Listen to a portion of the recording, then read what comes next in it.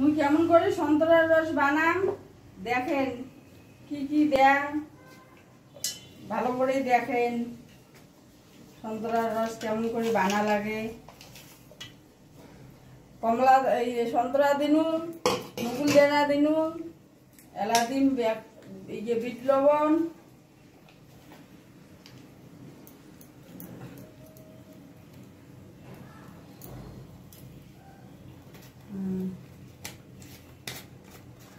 আর আপনার জল দেওয়া খাবে।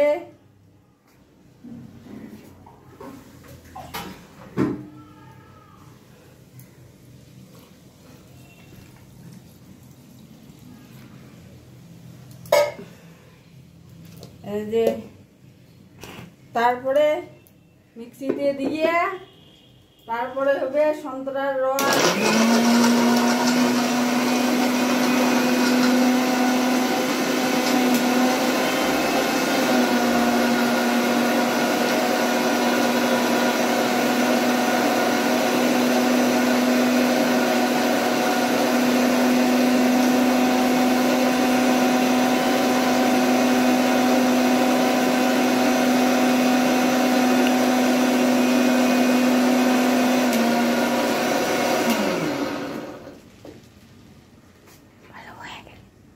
দেখো হচ্ছে কি হয় নাই,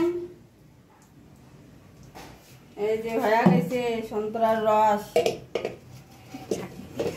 এলা ছাকিয়ে তারপরে হবে পরিবেশন।